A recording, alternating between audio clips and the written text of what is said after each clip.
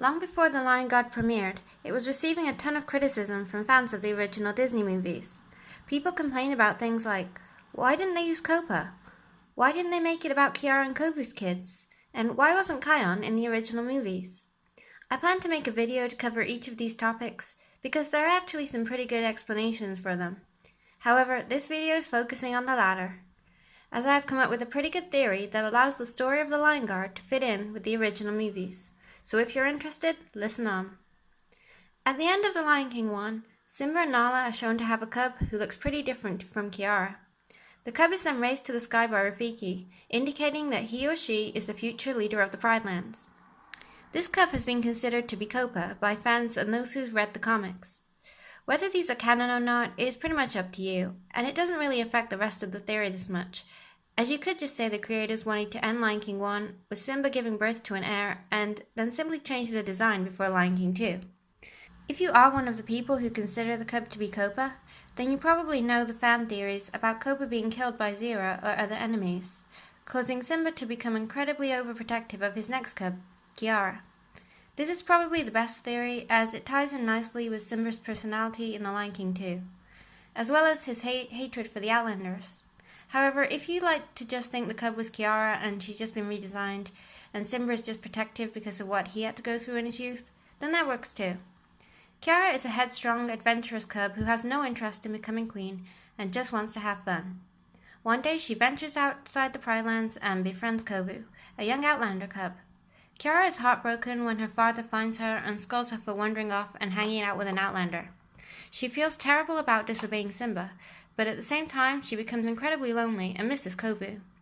Kiara decides at this moment that if she's ever going to have the chance to see Kovu again and be allowed her freedom, she needs to start acting more maturely and proving to her dad that she is sensible and can be trusted.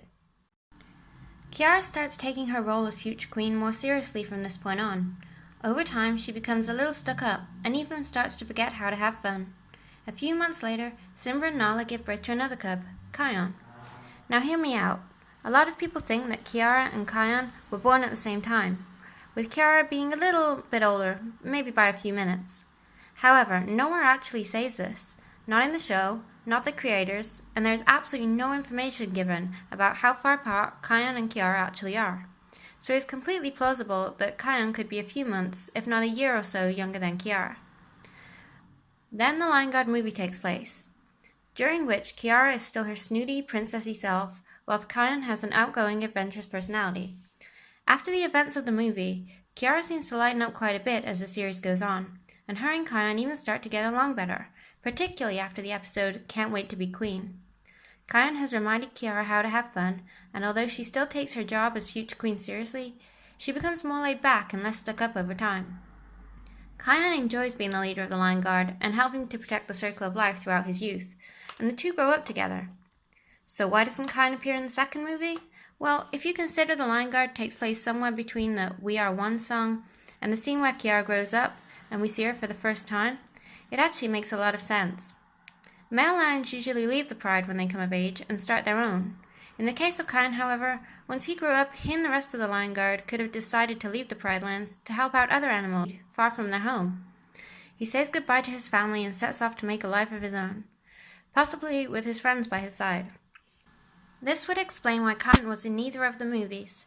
Although this probably wasn't what the creators had in mind when making them, they probably did have it in mind when creating the Lion Guard and finding a way for Kion to fit in. I hope this explained enough and put some of your minds at rest.